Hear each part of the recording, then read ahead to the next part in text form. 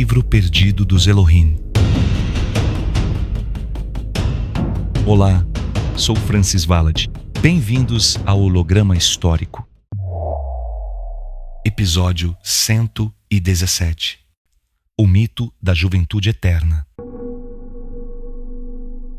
Desde o início dos tempos, o ser humano olha para a passagem dos anos com um misto de fascínio e temor. No nascimento, a vida parece uma chama nova, fresca, pronta a crescer. Na juventude, sentimos que a energia é infinita, que cada manhã é uma promessa de descobertas.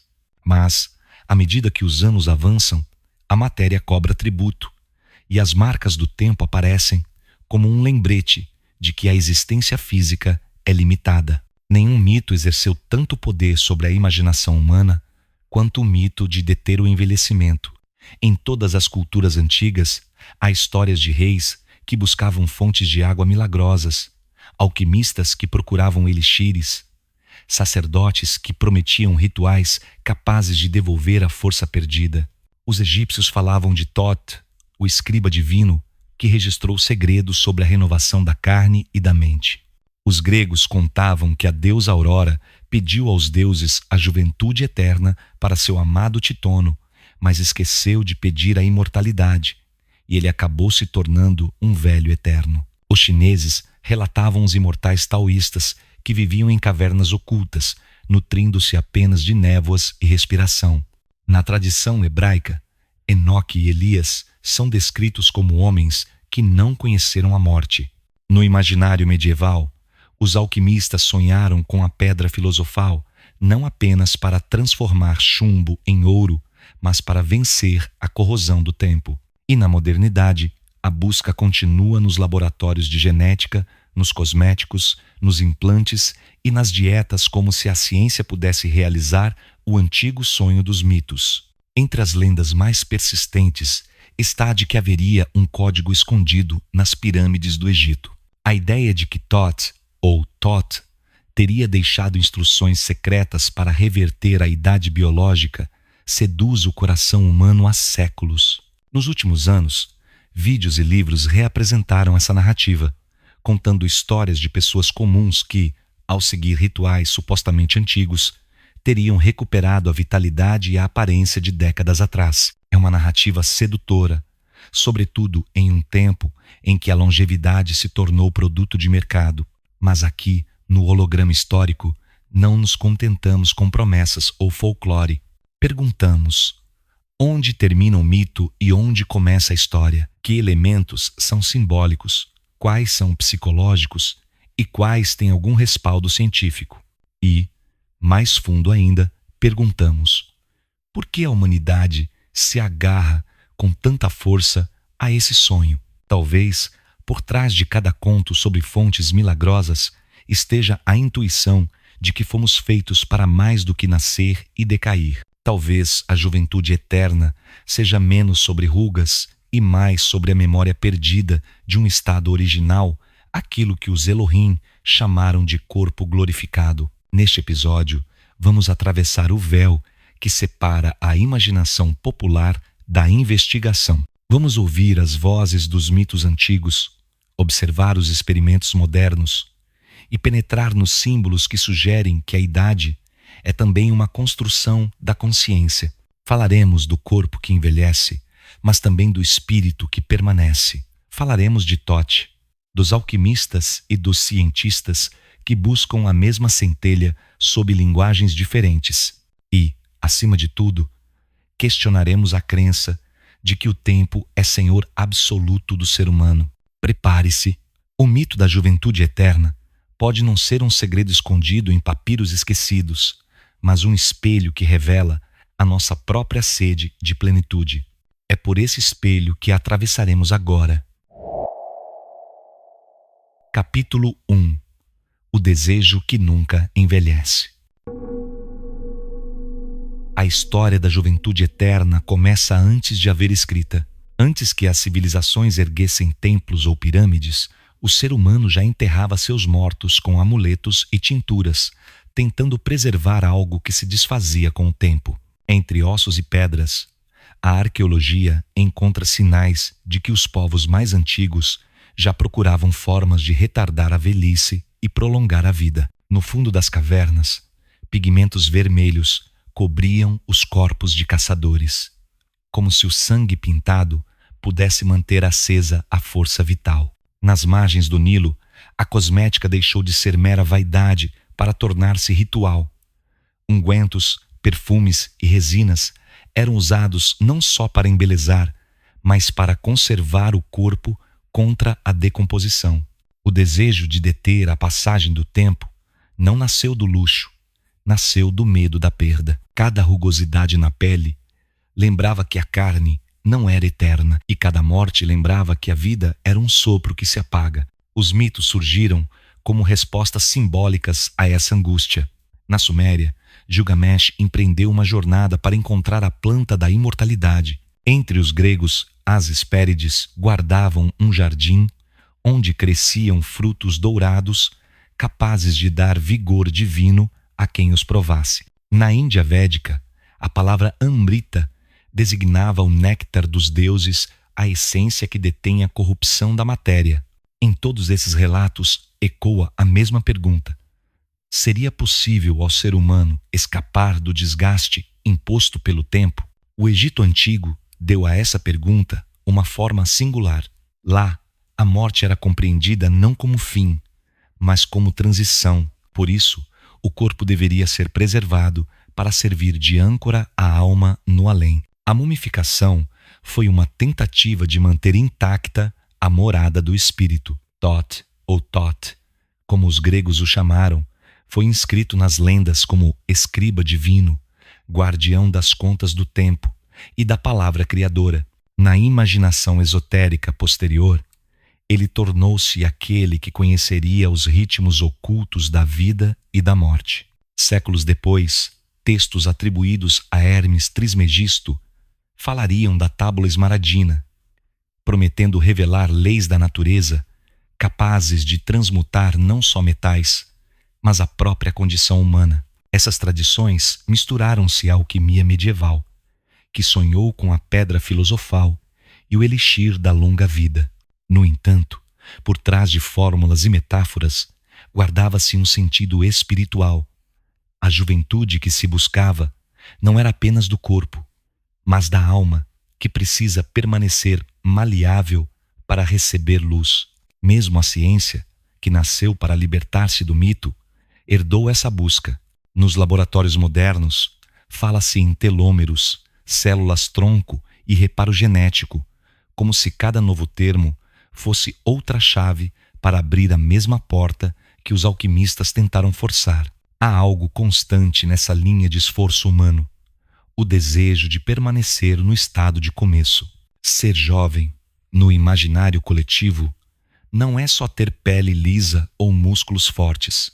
É sentir que o futuro ainda é maior que o passado. É acreditar que as possibilidades não se estreitaram. Por isso, quando a juventude vai embora, não sofremos apenas pela carne que cede, mas pela sensação de que o horizonte diminuiu. No campo eloímico, essa percepção tem um significado próprio. A perda da juventude é vista como o esquecimento do propósito original. A consciência que se afasta da fonte perde a leveza e torna-se pesada, e a matéria reflete essa densidade. Por isso, todos os mitos sobre fontes de vitalidade podem ser lidos como lembranças distorcidas de uma condição primordial, a condição em que a vida vibrava em frequência pura e não havia ainda desgaste. O primeiro passo para compreender o mito da juventude eterna é admitir que ele fala menos de milagre e mais de memória. Memória de um estado em que o ser humano percebia-se conectado ao sopro que não envelhece. A narrativa de Thoth, gravando códigos nas pedras de Gizé, é no mínimo uma metáfora dessa lembrança. Se algum segredo foi de fato esculpido, não era uma fórmula bioquímica, mas uma advertência. A matéria obedece à consciência. A juventude que não morre é atributo da consciência desperta, não de um rito mecânico. Enquanto a humanidade continuar a procurar apenas na superfície, continuará a confundir símbolo com técnica, e toda tentativa de deter o tempo será incompleta. Neste episódio, seguimos essa linha: não negar o mito, mas atravessá-lo até o ponto onde ele revela a condição interior que sustenta cada aparência. Porque a juventude que nunca envelhece não é uma fonte escondida nas pirâmides, é um estado de presença que a maioria esqueceu de cultivar. É com esse olhar que avançaremos para as próximas camadas do mistério. Capítulo 2: Tote e a memória do tempo. Para compreender o mito da juventude eterna, é preciso visitar o nome que mais se repete nessa narrativa, Thoth. Nos hieróglifos egípcios, ele aparece como um homem com cabeça de íbis, segurando a pena e a tábua de escriba. Era chamado de Senhor da Palavra, Mestre da Medição, Contador dos Dias. Para os egípcios, Thoth não era um deus do rejuvenescimento, mas do equilíbrio. Guardião do Maat, a harmonia que sustenta o cosmos. Registrava os feitos dos homens, anotava os pesos dos corações na balança da justiça e mantinha a ordem do calendário. A associação com a sabedoria e com a escrita fez dele, mais tarde, a figura preferida dos alquimistas e místicos que buscavam nas tradições antigas a chave para dominar a natureza. Quando o Egito foi helenizado, os gregos viram em Thoth um reflexo do seu Hermes, o mensageiro veloz, protetor dos viajantes e guia das almas. Da fusão dos dois nasceu Hermes Trismegisto, o 3 vezes grande, patrono da filosofia hermética. A partir desse encontro cultural, textos de origem certa, escritos entre os séculos 2 e 4 da nossa era, foram atribuídos a esse mestre lendário. Entre eles, a famosa Tábua de Esmeralda trazia a enigmática frase: o que está em cima é como o que está embaixo, para cumprir os milagres de uma só coisa. Nenhuma dessas fontes fala literalmente de deter rugas ou alongar telômeros. A juventude, ali, era um símbolo de pureza e de renovação do espírito.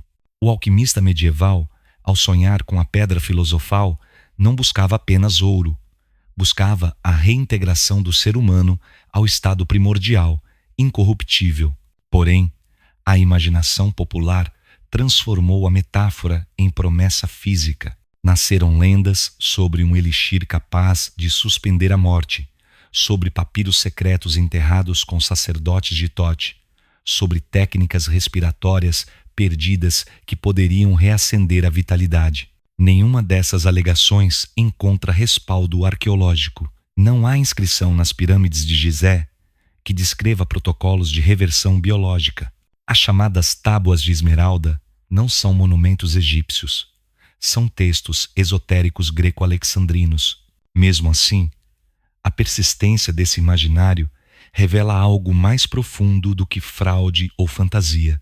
Revela que, para o inconsciente coletivo, Thoth representa a ponte entre o transitório e o eterno. É como se a humanidade tivesse projetado nesse escriba sagrado a esperança de que existe uma linguagem capaz de escrever de novo a matéria, um verbo que possa devolver ao corpo a elasticidade do princípio. No campo elohímico, essa intuição encontra eco. Segundo a tradição do livro perdido dos Elohim, a forma viva é sustentada por códigos vibracionais. O corpo carrega instruções gravadas não apenas no DNA, mas nos campos sutis que moldam cada célula. Enquanto a consciência está alinhada ao princípio original, esses códigos mantêm a harmonia do organismo. Quando a consciência se distancia, o código se fragmenta e a matéria começa a mostrar sinais de desgaste. Por essa ótica, Thoth não seria um deus milagreiro, mas um guardião da lembrança, aquele que preserva a linguagem fonte que poderia restaurar o padrão íntegro. O mito das 12 câmaras energéticas, tantas vezes citado em vídeos modernos, parece uma leitura simbólica dessa ideia, que há pontos-chave no corpo, ligados a ritmos maiores do universo. No entanto, transformar símbolo em ritual mecânico sempre gera distorção. Respirações, horários e frases podem ter efeito psicológico, relaxam, focam a mente, aliviam o estresse, mas não há evidência de que revertam décadas de envelhecimento celular. O que permanece verdadeiro é a mensagem oculta. A matéria responde à direção da consciência. Se a mente vive presa ao medo do tempo, o corpo curva-se ao medo. Se a mente reencontra confiança no princípio vital, o corpo pode responder com mais saúde e recuperação. Isso não é magia, é coerência biológica. O sistema nervoso, os hormônios e o sistema imunológico reagem a estados mentais e emocionais. A ciência da psiconeuroimunologia confirma que crenças e percepções influenciam o envelhecimento, ainda que não anulem os limites naturais. Por isso, a figura de Thoth continua viva. Ela lembra que o primeiro passo para regenerar-se é ordenar a mente, recuperar o verbo que nomeia cada coisa com clareza. Na visão do holograma histórico, Thoth é uma metáfora do elo perdido entre o humano e a frequência criadora. Se a juventude eterna existe, ela começa como estado de consciência desperta. Só depois se reflete, pouco a pouco, na forma. Assim, ao voltarmos ao mito, não buscamos papiros escondidos, mas a memória do tempo original que ele simboliza. É essa memória que o próximo capítulo tentará decifrar. Capítulo 3. As fontes e os símbolos da juventude. Em todas as épocas, a juventude eterna foi representada por imagens de água, luz e jardins escondidos. O símbolo mais recorrente é a fonte, um jorro que brota do chão e que não se esgota. Na Mesopotâmia, falava-se do rio que cercava Dilmun, a terra pura onde não havia doença nem morte. Na Grécia, ecoava o mito da fonte de Canatos, onde Hera, a deusa, renovava sua virgindade mergulhando nas águas sagradas.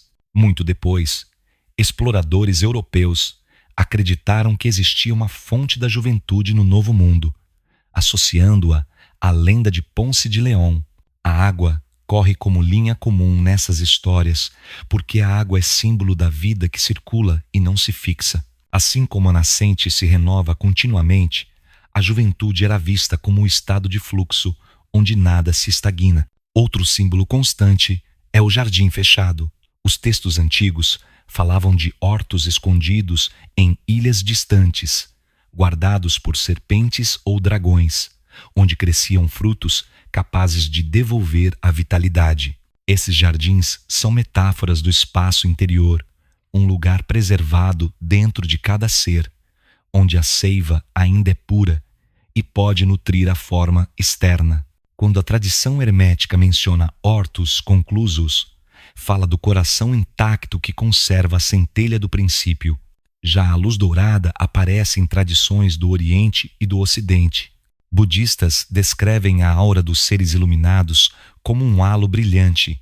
Alquimistas viam na luz áurea o sinal da matéria transmutada. Os egípcios pintavam os deuses com discos solares sobre a fronte. Essa luz não era entendida como radiação física, mas como manifestação visível do espírito desperto e, portanto, associada à vitalidade que não decai.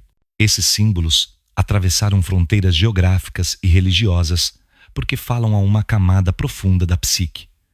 A ideia de que existe algo incorruptível por trás da aparência transitória. Quando a modernidade tenta retomar tais símbolos em forma de técnicas de respiração dourada ou visualização do corpo etérico, muitas vezes está apenas dando roupagem prática a imagens arquetípicas. No campo eloímico, essas imagens ganham outro significado. A fonte representa a frequência, o fluxo original que sustenta toda a matéria viva. O jardim é a memória do Éden interno, estado de harmonia vibracional em que a consciência e a forma não estavam em conflito. A luz dourada simboliza o verbo em sua potência íntegra, capaz de ordenar a matéria sem desgaste. O mito da juventude eterna, portanto, não descreve um lugar geográfico ou uma substância química, mas um estado de coerência entre a consciência e a matriz que a mantém.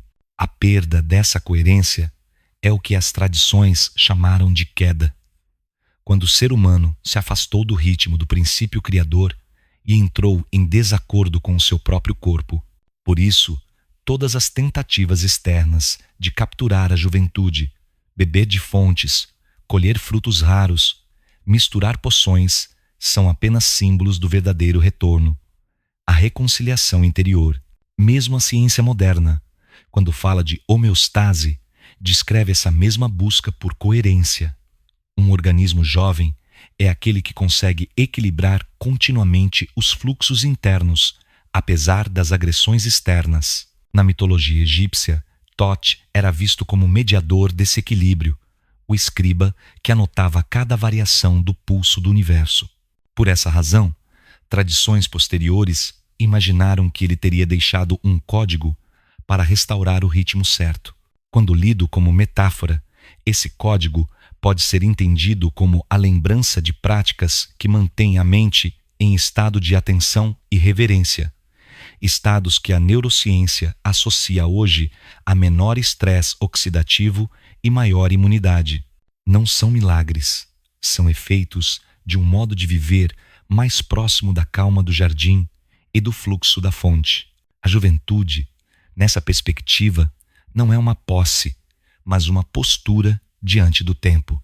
É a capacidade de não se fixar nas dores passadas nem temer as perdas futuras. É permanecer presente, flexível, curioso, qualidades que os anciãos mais sábios sempre reconheceram como marcas de alma jovem, mesmo quando o corpo já levava sinais da idade.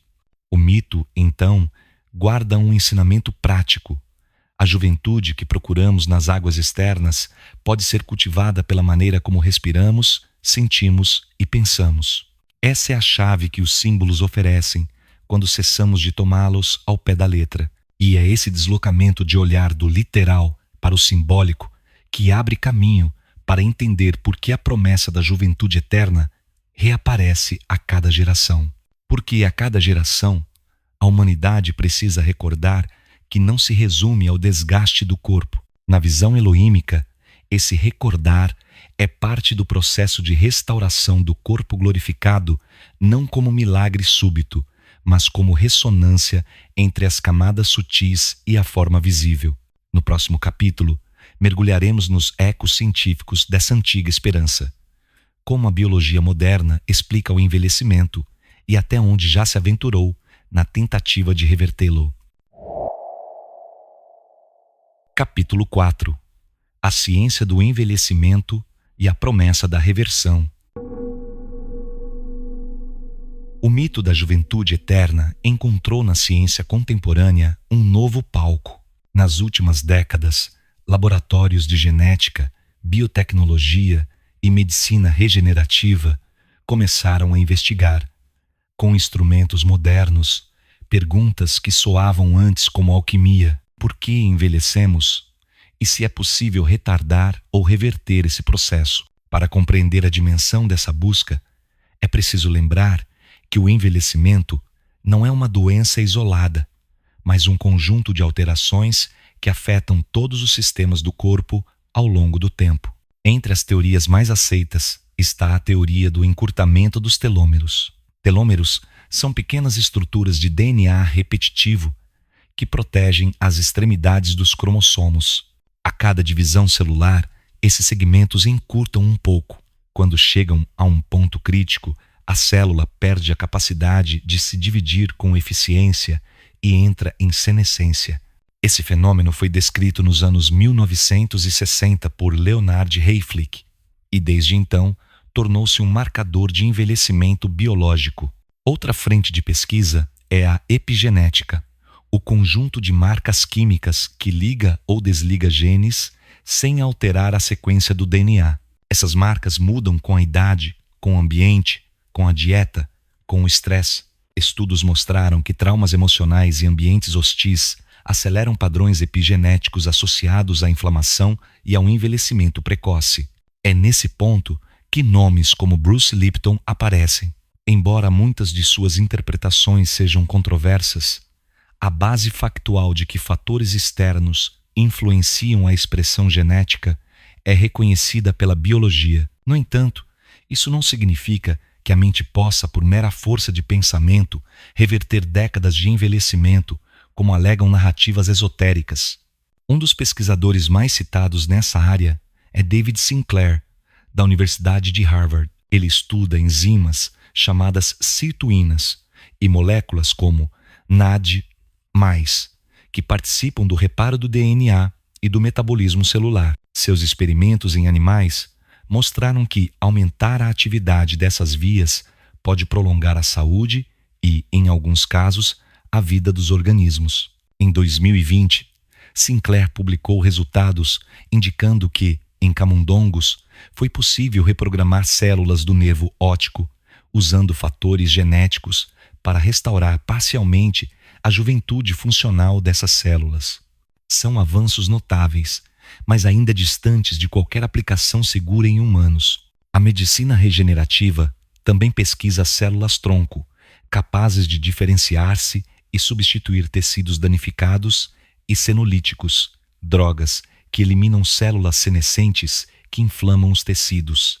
A expectativa é que, ao reduzir a carga dessas células e favorecer a regeneração, seja possível estender o período de vida saudável. Outra abordagem é a restrição calórica ou jejum intermitente, que demonstrou em diversos organismos prolongar a longevidade ao reduzir processos inflamatórios e oxidativos. Nada disso equivale à reversão milagrosa de décadas em poucas semanas, mas compõe um corpo crescente de evidências de que o envelhecimento pode ser modulado. A ciência avança, mas também alerta. Manipular esses mecanismos exige cautela. Experimentos mal conduzidos podem levar a mutações indesejadas ou aumentar risco de câncer. O fascínio por promessas rápidas é terreno fértil para charlatanismo e marketing. Por isso, separar dados comprovados de narrativas especulativas é tarefa ética. Quando vídeos da internet associam o nome de Sinclair ou de outros cientistas a protocolos secretos atribuídos a Thoth ou a técnicas respiratórias místicas, criam uma ilusão que não serve nem à ciência nem à espiritualidade. Contudo, há um ponto de convergência que não pode ser ignorado. Estados mentais influenciam a biologia. O estresse crônico eleva cortisol, acelera inflamações e encurta telômeros. A meditação, o sono de qualidade, a respiração controlada e a sensação de propósito reduzem marcadores de envelhecimento e melhoram a imunidade. Isso não prova que a consciência comande sozinha o DNA, mas confirma que a psique e o corpo são sistemas interdependentes. A biologia moderna começa a redescobrir em linguagem molecular algo que tradições antigas expressavam de forma simbólica. O organismo floresce quando está em harmonia. No campo elohímico, diríamos que a frequência interna precisa estar coerente para que a matéria se mantenha íntegra. Ainda assim, é importante distinguir. Cuidar da mente e das emoções melhora a saúde e pode desacelerar o envelhecimento, mas não substitui medicina baseada em evidências. O mito da juventude eterna continua sendo, até aqui, um mito, porém, a ciência abriu uma fresta real. Talvez não possamos deter o tempo, mas podemos aprender a viver mais e melhor, com menos desgaste. Isso, por si só, já é revolucionário. Para o holograma histórico, essa fresta é interessante porque mostra que por trás dos símbolos antigos pode haver intuições corretas. A ideia de que a vida pode ser estendida quando se restaura equilíbrio entre mente, corpo e ambiente. No próximo capítulo, vamos explorar a psicologia do desejo de permanecer jovem. Por que a promessa de deter o envelhecimento exerce tanto poder sobre culturas, religiões e mercados, e como essa promessa molda comportamentos até hoje. Capítulo 5. A psicologia do desejo de permanecer jovem. Nenhum mito persiste por milênios sem alimentar-se de algo essencial na psique humana. A juventude eterna é mais do que um sonho de pele sem rugas. É um arquétipo que toca medos profundos, e esperanças secretas. Para compreendê-lo, precisamos examinar o que significa envelhecer, não apenas para o corpo, mas para a mente e para a identidade. Desde cedo, a criança percebe que o tempo passa. Ela vê o brinquedo quebrar, a planta murchar, o animal de estimação adoecer. Descobre aos poucos que nada fica para sempre igual. Essa descoberta desperta encantamento pela mudança, mas também uma ferida, a percepção da finitude. A adolescência, marcada pela explosão de energia e pela sensação de invulnerabilidade, parece um breve refúgio dessa ferida. Por isso, a juventude fica associada à ideia de plenitude. É a fase em que o horizonte parece aberto e o corpo responde com vigor. Quando a idade adulta avança e surgem os primeiros sinais de desgaste, muitos sentem que algo precioso escapa. Não é apenas a aparência que muda, é a relação com o futuro. A promessa de infinitas possibilidades encolhe diante de responsabilidades, rotinas, perdas e lutos. A velhice, em muitas culturas modernas, passou a ser percebida como sinônimo de declínio e inutilidade, uma narrativa social que pesa mais do que a biológica. Sociedades antigas, ao contrário, viam os anciãos como guardiões da memória. Velhice era sabedoria acumulada, não descarte. O deslocamento de valor aconteceu gradualmente, com a urbanização, a industrialização e a cultura da produtividade, que passaram a medir o valor humano pela força física e pela aparência. Essa mudança alimentou a indústria da juventude.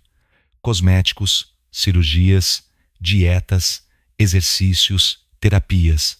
A psicologia social mostra que a pressão estética e a discriminação etária afetam autoestima, relacionamentos e até a saúde mental de milhões. Daí a força de qualquer narrativa que prometa restaurar a juventude, não apenas para prolongar a vida, mas para recuperar status e aceitação. Em nível mais profundo, o desejo de permanecer jovem é também o desejo de permanecer possível. Ser jovem, no imaginário coletivo, é poder começar de novo, é acreditar que nada está fechado. Envelhecer, ao contrário, é sentir que portas se fecham. A psicanálise vê nisso um luto, a perda da onipotência infantil, a constatação de limites. Mitos de fontes milagrosas oferecem alívio para esse luto, sugerem que a perda pode ser revertida. No campo espiritual, a ânsia por juventude está ligada ao medo da morte e ao esquecimento da própria origem. Muitas tradições ensinam que a alma é sem idade, mas que a mente, ao se identificar com o corpo, adota a contagem dos anos e se apavora com a decadência. O mito da juventude eterna revela, assim, um conflito entre a consciência que sabe de sua natureza imperecível e a personalidade que teme a dissolução. A publicidade contemporânea explora esse conflito com maestria. Revistas e anúncios associam juventude à relevância, amor, oportunidades, associam envelhecer à perda de valor. Essa pressão reforça ansiedade e faz com que a busca por métodos de rejuvenescimento se torne compulsão. Ao mesmo tempo, estudos de psicologia positiva indicam que pessoas que mantêm propósito de vida, curiosidade e senso de gratidão tendem a envelhecer com mais saúde e menor declínio cognitivo. Ou seja, fatores subjetivos, significados, expectativas, esperança têm impacto mensurável sobre a biologia. Isso explica por que narrativas como a de Tote ou de códigos de regeneração encontram terreno fértil. Elas devolvem sentido, despertam propósito, dão à mente uma imagem de possibilidade. Quando a mente se alinha a uma expectativa positiva, mudanças reais acontecem, ainda que limitadas. Melhora do sono, menor estresse, hábitos mais saudáveis. Não é milagre, é psicofisiologia. No campo eloímico, podemos dizer que a frequência interior responde ao modo como olhamos para nós mesmos. A visão de decadência gera vibração de peso. A visão de sentido e de esperança eleva o campo. O corpo acompanha essas mudanças sutis.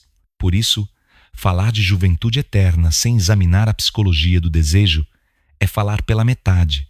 O que muitos procuram não é de fato a juventude, mas a sensação de que a vida ainda é maior que as perdas. Quando essa sensação é recuperada, mesmo sem alterar a idade cronológica, o indivíduo experimenta vitalidade renovada.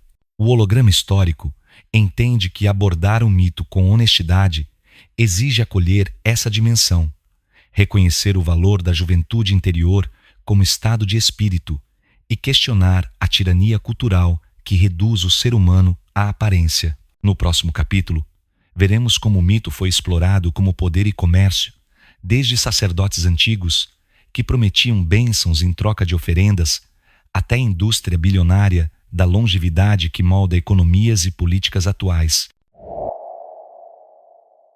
Capítulo 6. O comércio da juventude, do templo à indústria. A promessa de deter o tempo sempre foi um ativo valioso. Onde há medo, há mercado. Onde há esperança de prolongar a vida, há poder para quem controla a promessa. Nos templos do Egito, sacerdotes vendiam amuletos, perfumes e ritos de purificação que alegavam favorecer a longevidade e proteger contra a corrupção do corpo. Os gregos peregrinavam a santuários de Asclépio em busca de cura e vitalidade. Pagavam por banhos, oferendas e oráculos. A crença era de que a água das fontes sagradas continha poder divino. No Império Romano, termas e spas foram transformados em centros de saúde e status, onde ricos tentavam manter vigor com banhos minerais, massagens e dietas exóticas. O comércio da juventude começou como parte de um sistema religioso, sustentado por oferendas e rituais. Com o passar dos séculos, a alquimia medieval introduziu um novo personagem: o alquimista mercador de elixires. Monges, médicos e aventureiros anunciavam possuir a água da vida longa ou a pedra filosofal. Alguns acreditavam, outros exploravam a crença. As cortes reais investiram fortunas em substâncias raras: mercúrio, ouro potável, quintessências de ervas e minerais, muitas vezes causando mais dano do que benefício. A modernidade não extinguiu esse comércio, apenas mudou sua linguagem. No século XIX, com a ascensão da química, nasceram os cosméticos industrializados, sabonetes clareadores, cremes para rugas. Loções capilares eram vendidos como milagres engarrafados. No início do século XX, a medicina estética acrescentou hormônios e vitaminas injetáveis à promessa de retardar o envelhecimento. Na segunda metade do século, a cirurgia plástica transformou-se em grande negócio, oferecendo a ilusão de deter o tempo com bisturi. Hoje, a indústria global da longevidade e da estética movimenta trilhões de dólares por ano. Inclui cosméticos, suplementos, academias, dietas, clínicas de rejuvenescimento, spas de luxo, biotecnologia, anti-idade e turismo médico. Muitas dessas áreas oferecem ganhos legítimos, como tratamentos dermatológicos ou terapias hormonais supervisionadas. Mas outras exploram o medo com promessas sem base científica. O marketing é poderoso porque toca não só a vaidade, mas a ansiedade existencial. Campanhas publicitárias associam juventude a sucesso, amor e felicidade e descrevem o envelhecimento como falha que deve ser corrigida. O resultado é um ciclo de consumo contínuo em que pessoas gastam grandes quantias para manter uma imagem que represente vigor, mesmo quando o efeito é apenas cosmético e passageiro. O comércio da juventude tornou-se também instrumento de influência política e cultural. Governos investem em programas de medicina preventiva para reduzir custos com doenças relacionadas à idade. Empresas de tecnologia disputam a liderança em terapias genéticas que prometem prolongar a vida saudável, vislumbrando um mercado de elite capaz de pagar por mais décadas de juventude. Essa busca levanta questões éticas. Quem terá acesso às futuras terapias de extensão de vida? O prolongamento da juventude poderia ampliar desigualdades sociais se ficar restrito a poucos. O mesmo fascínio que sustentou templos antigos agora alimenta um setor econômico global e pressiona laboratórios a correrem atrás da promessa de reprogramar células humanas.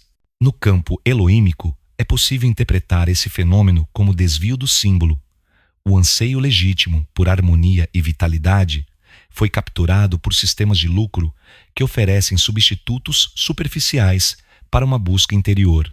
Em vez de restaurar a coerência entre consciência e corpo, vendem-se objetos, cremes, cirurgias e pílulas como se fossem chaves mágicas. Essa distorção não é apenas econômica, é também cultural e espiritual. Ela reforça a crença de que a juventude é aparência e de que o valor humano depende de manter-se visualmente jovem. Dessa forma, a promessa original do mito, recordar a centelha de vida imperecível, foi trocada por um produto embalado. É importante reconhecer, contudo, que ciência legítima e charlatanismo coexistem nesse mercado. Existem avanços reais em medicina regenerativa, terapias celulares, prevenção de doenças degenerativas.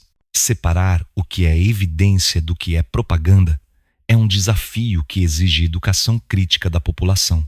O holograma histórico, ao explorar o mito, propõe resgatar o sentido profundo da busca pela juventude, não negar a tecnologia, mas devolver à narrativa a dimensão ética e simbólica. A juventude não pode ser reduzida à mercadoria. Ela é um estado de vitalidade que tem raízes em hábitos, ambiente, relações humanas, sentido existencial e no campo elohímico, na reconexão com a frequência original. Enquanto o comércio se alimentar do medo, continuará vendendo promessas frágeis. Somente quando o indivíduo reencontrar valor em sua essência, o mito deixará de ser moeda de troca. No próximo capítulo, olharemos para testemunhos e tradições que associam juventude à espiritualidade. Santos, yogis, eremitas e figuras lendárias que parecem manter vigor além do comum, para perguntar o que há de mito, de devoção e de possível verdade nessa herança. Capítulo 7. Juventude e espiritualidade. Santos, yogis e mestres do tempo. Em quase todas as tradições espirituais, há relatos de homens e mulheres que pareciam desafiar as marcas do tempo. Alguns eram descritos como vivendo por muitos séculos, outros como mantendo vigor juvenil, mesmo na velhice. Essas narrativas não podem ser aceitas literalmente sem provas, mas revelam um padrão. A crença de que a proximidade com o sagrado confere não apenas paz interior, mas também vitalidade prolongada. No cristianismo antigo, há histórias de eremitas do deserto que viveram mais de 100 anos mantendo lucidez e força física, sustentados por jejuns e oração. Santos como São Serafim de Sarov, na tradição ortodoxa, eram descritos por peregrinos como possuidores de um rosto sereno e luminoso, mesmo depois de décadas de reclusão e sofrimento. O fenômeno da chamada incorruptibilidade dos corpos cadáveres de alguns santos católicos que não se deterioraram como seria esperado, alimentou a fé popular na ideia de que a santidade poderia interferir na decomposição física. Na tradição hindu, os Siddhas e Rishis são mencionados como yogis que, por meio de práticas de respiração, meditação e disciplina alimentar, conservaram vitalidade por períodos extraordinários. Lendas sobre Mahavata Babaji, mestre imortal do Kriya Yoga, afirmam que ele permanece vivo há séculos no Himalaia, manifestando-se a discípulos escolhidos. No budismo tibetano, fala-se de mestres que entraram em Tukdan, estado de meditação profunda após a morte clínica, em que o corpo não apresenta sinais de decomposição por dias ou semanas. Esses relatos, ainda que envoltos em misticismo, indicam que o imaginário religioso associa a preservação do corpo à elevação da consciência. Em culturas indígenas, xamãs também eram vistos como detentores de vigor extraordinário, capazes de resistir a doenças e fadigas comuns. O denominador comum dessas figuras é a disciplina interior: jejum, contemplação, domínio da respiração, desapego material. Do ponto de vista científico, alguns desses fatores podem de fato influenciar a longevidade: alimentação frugal, atividade física regular, baixo nível de estresse, sono adequado.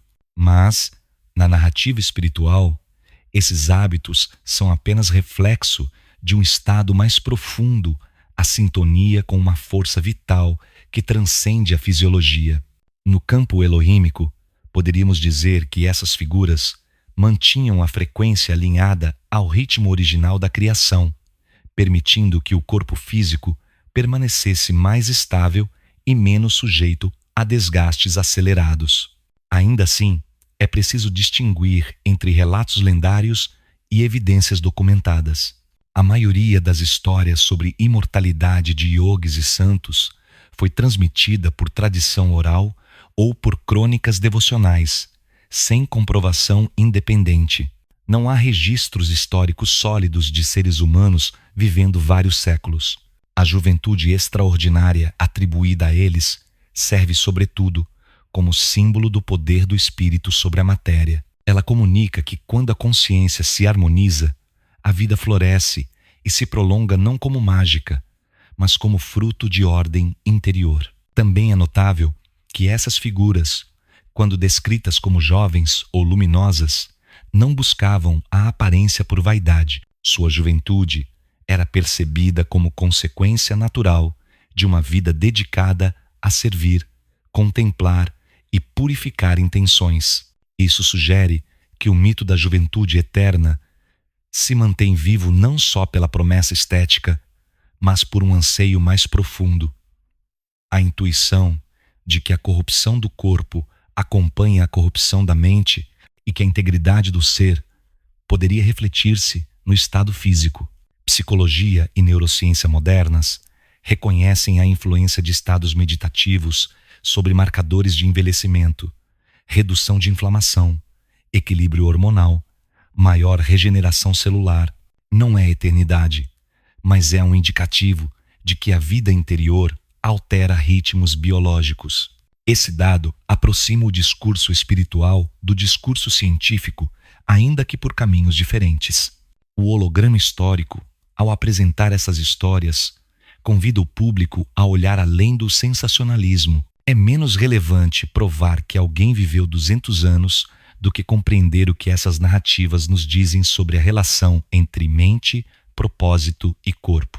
Elas lembram que a juventude não é apenas resultado de tecnologia, mas também de hábitos, significados e estados de consciência. No campo elohímico, diríamos que essas testemunhas guardam fragmentos da memória do corpo glorificado não porque descobriram uma fórmula química, mas porque alcançaram ressonância com a matriz da vida. O próximo capítulo investigará a dimensão simbólica da juventude como retorno ao Éden, como a ideia de paraíso perdido e reconquistado molda a esperança humana de um corpo incorruptível e de uma vida sem desgaste. Capítulo 8. O Éden perdido e a promessa do corpo incorruptível. Quando a humanidade imagina juventude eterna, quase sempre evoca um jardim primordial. Na tradição hebraica, esse jardim tem nome, Éden. É descrito como um lugar onde rios nasciam da terra para regar a criação, onde as árvores ofereciam fruto abundante e onde a dor, a doença e a morte ainda não haviam entrado. Ali, diz o relato, o ser humano caminhava nu sem sentir vergonha, porque não havia ruptura entre consciência, corpo e ambiente. O Éden representa, portanto, não apenas um espaço geográfico perdido, mas um estado de integridade de harmonia com a fonte e com a própria natureza.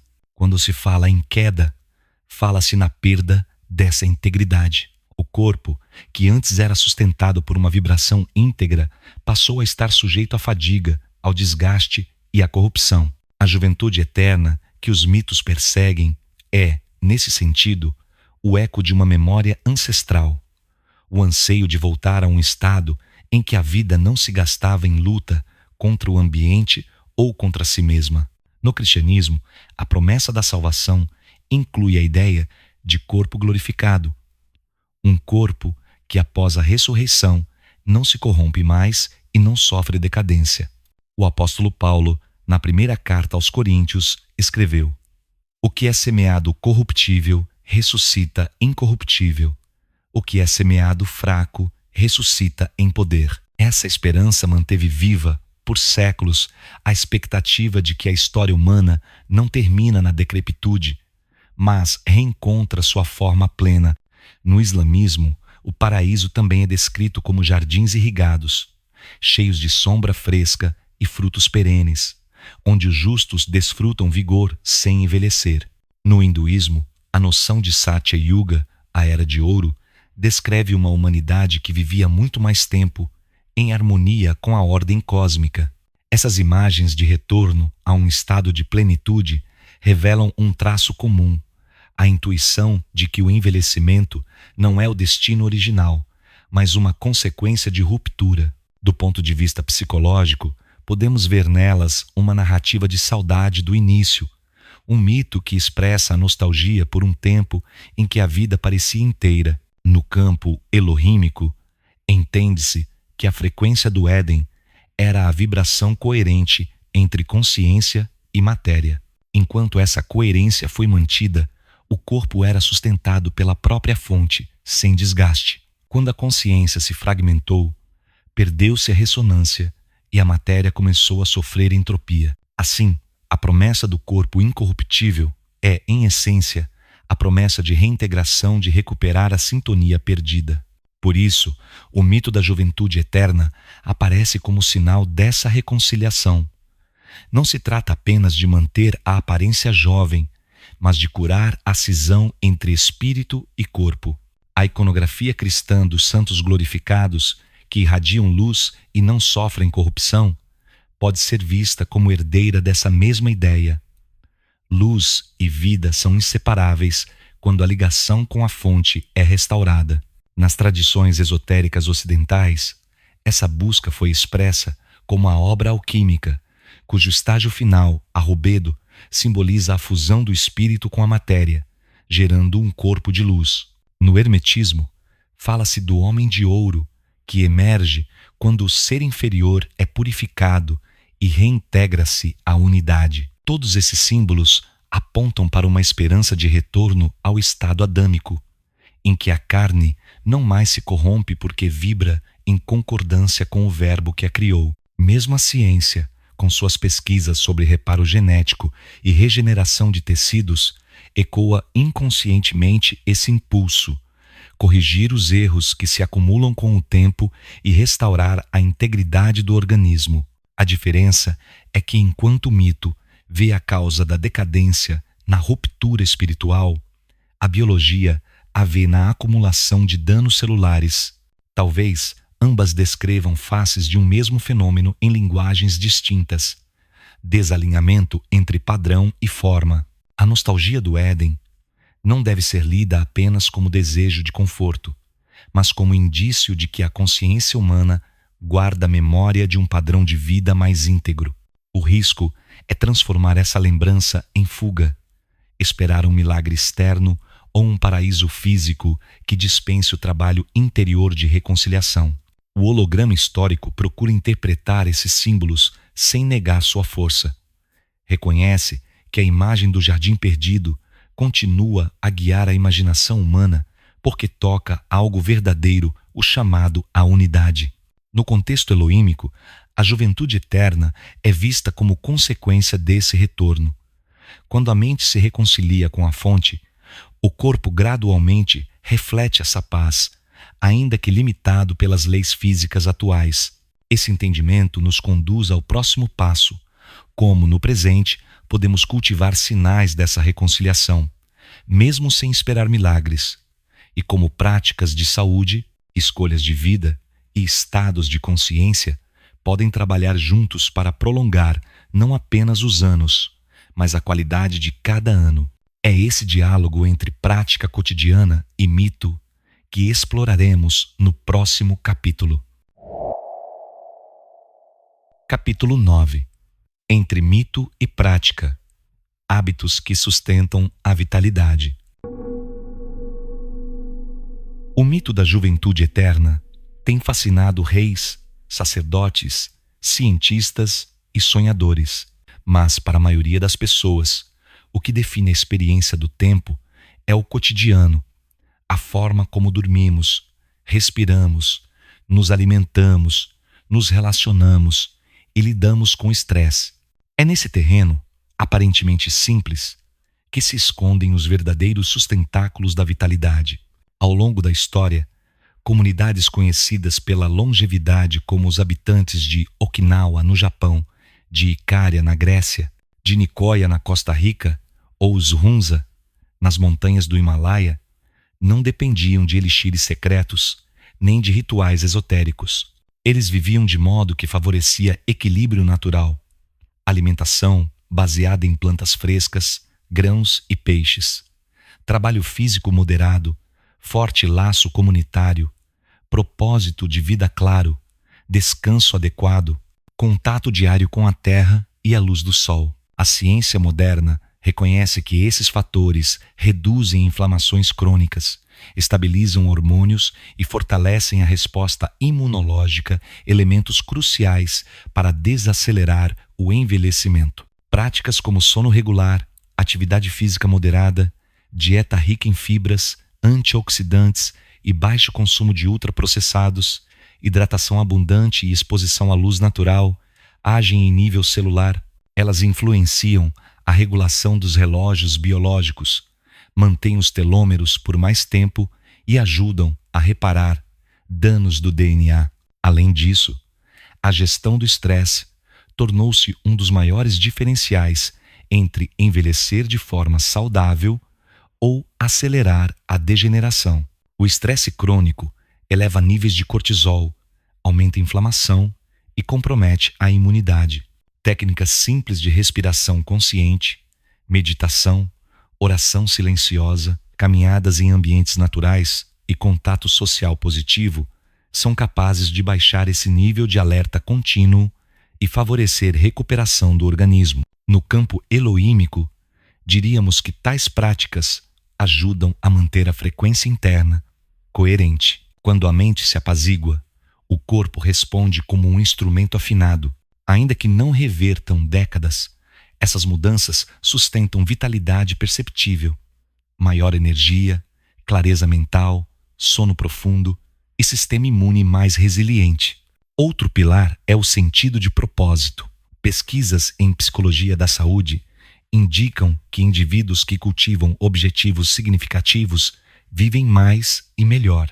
Propósito atua como norte para decisões diárias, reduz a ansiedade e motiva a perseverar em hábitos saudáveis.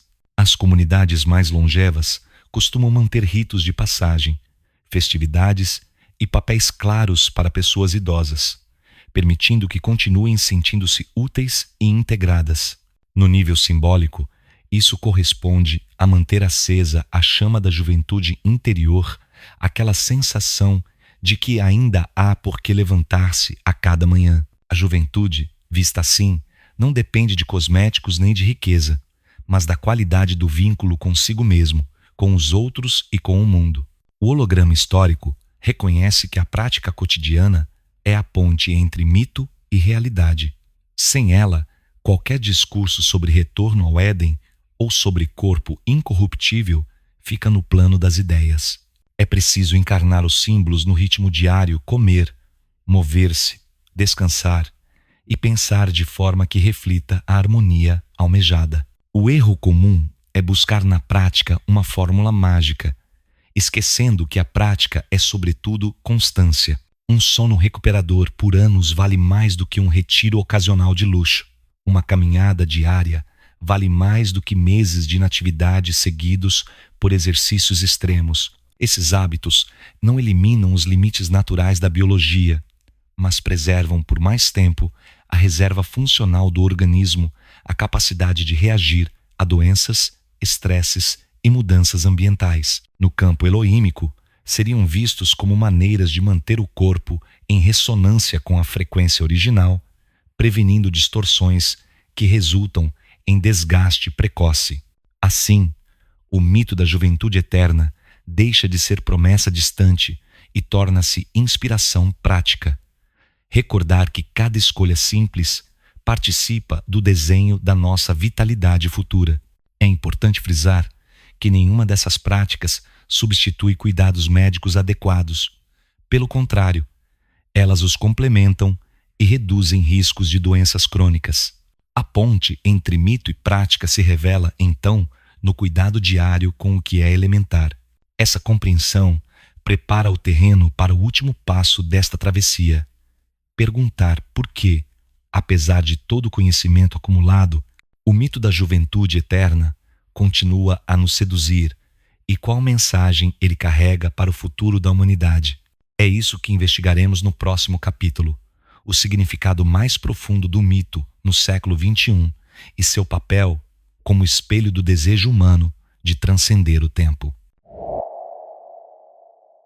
Capítulo 10. O sentido do mito na era do tempo acelerado. Vivemos num século em que a percepção do tempo mudou drasticamente. A tecnologia reduziu distâncias, encurtou prazos e multiplicou estímulos. Se antes as gerações contavam décadas para ver grandes transformações, hoje uma única década é suficiente para alterar costumes, linguagens e modos de viver. Esse tempo acelerado cria a sensação de que a juventude dura menos, de que a vida escorre mais depressa entre os dedos. As redes sociais amplificam essa percepção. A cada instante, somos bombardeados por imagens de corpos jovens, padrões estéticos e desafios que reforçam a ideia de que envelhecer é perder relevância. Nunca houve tanta pressão para parecer jovem, mesmo entre adolescentes que já temem sinais mínimos de idade. Essa pressão expõe um paradoxo. A humanidade vive mais anos do que em qualquer época histórica, mas sente que tem menos tempo. É nesse contexto que o mito da juventude eterna ressurge com nova força, não apenas como promessa estética, mas como protesto silencioso contra a velocidade com que o tempo nos arrasta. Ele funciona como um espelho, revela o desejo de desacelerar, de recuperar um ritmo mais humano. No imaginário contemporâneo, esse mito é alimentado por avanços reais da ciência, por marketing agressivo da indústria da longevidade e por narrativas esotéricas que prometem atalhos místicos. A convergência desses elementos cria um mercado de sonhos que movimenta bilhões e mantém viva a ilusão de que basta encontrar a técnica correta para suspender a marcha dos anos. Mas, para além das ilusões comerciais, o mito guarda um aviso e uma oportunidade. O aviso é que, ao perder a conexão com os ciclos naturais, corremos o risco de consumir nossa energia vital mais rápido do que a biologia permite. A oportunidade é perceber que a juventude eterna talvez não seja um destino futuro, mas uma qualidade de presença possível agora, quando aprendemos a viver com mais atenção, cuidado e coerência. Na visão elohímica, a aceleração do tempo é também resultado da dispersão da consciência. Quando a mente está fragmentada em 1000 estímulos, perde a noção de continuidade e sente que o tempo a persegue. Recuperar a presença, um dos 12 pilares da revelação, é a chave para experimentar outra relação com o tempo, um ritmo mais amplo, menos ansioso, onde cada momento se expande. Sob essa luz, o mito da juventude eterna serve de convite ao retorno da presença, ao lembrar que a vitalidade não vem de correr atrás do futuro, mas de habitar plenamente o instante. Ele também funciona como espelho da esperança humana de transcender limitações, lembrando que o ser humano não se conforma com a ideia de declínio inevitável. Essa recusa ao declínio é um motor criativo, impulsiona pesquisas médicas, inspira arte, move tradições espirituais e questiona estruturas sociais que marginalizam a velhice. Se for compreendida de forma madura, a busca pela juventude eterna pode tornar-se força ética, exigindo que as conquistas da longevidade sejam compartilhadas com justiça, que a velhice seja tratada com dignidade e que a saúde seja cultivada como direito, não privilégio. Do ponto de vista simbólico, o mito continua a ensinar que cada geração carrega em si a semente de um Éden interior, a lembrança de que fomos feitos para mais do que consumir e decair. Do ponto de vista prático, convida a repensar a forma como usamos tecnologia. Se a aceleramos ao ponto de roubar nossa presença, nenhuma técnica anti-idade compensará a exaustão crônica que ela provoca. O holograma histórico propõe que o mito seja lido como chave de autoconhecimento. Em vez de perguntar apenas como viver mais, perguntar como viver de modo que cada ano seja pleno, não apenas numeroso. Essa mudança de pergunta desloca a atenção do medo para a sabedoria. Na era do tempo acelerado, a juventude eterna é menos sobre biologia e mais sobre resgatar qualidade de tempo, desacelerar por dentro para que a vida volte a ter densidade e significado. É essa mudança de perspectiva que pode reconciliar mito, ciência e espiritualidade, todos buscando, cada um a seu modo, uma vida que não se gaste em vão. Assim, o mito mantém sua relevância, não como fuga da morte, mas como chamado a viver com integridade e presença, lembrando que a verdadeira vitalidade não está na contagem dos anos, mas na intensidade consciente de cada instante. O chamado à presença que não envelhece. Chegamos ao fim desta travessia. Falamos de jardins perdidos e de laboratórios modernos, de santos luminosos e de charlatões, de respiração consciente e de telômeros. Descobrimos que a juventude eterna é mito porque não há fórmula que detenha o tempo, mas é verdade enquanto lembrança de um estado de harmonia que podemos cultivar. No campo elohímico, esse estado é o primeiro passo do retorno ao Éden interior. Queridos ouvintes, a lição não é buscar atalhos miraculosos, mas escolher hábitos e pensamentos que sustentem vitalidade real. Sono, alimento limpo, calma, vínculos, gratidão, propósito. Essas são as sementes de juventude que nenhuma indústria pode vender. E aos jovens que nos escutam, deixo um apelo. Não deixem que a pressa da era digital roube de vocês a presença. Preservem sua curiosidade, sua capacidade de maravilhar-se, porque é aí que mora a juventude que não se mede em anos. Aos mais velhos, digo, o valor de uma vida não se perde quando o corpo muda. Muitas vezes é na maturidade que floresce a luz interna que sustenta os outros. Se este episódio tocar alguém a cuidar melhor de si e dos outros, então terá cumprido seu papel, reavivar a chama do Éden que pulsa em cada ser.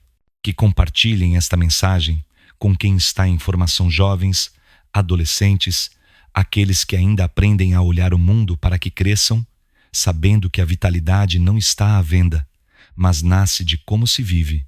Se desejarem apoiar a continuidade do holograma histórico, podem fazê-lo pelos canais habituais. PayPal, francisvalade@hotmail.com. Chave Pix, francis.valade@gmail.com. Seguimos juntos, revelando que a presença é a juventude que não envelhece.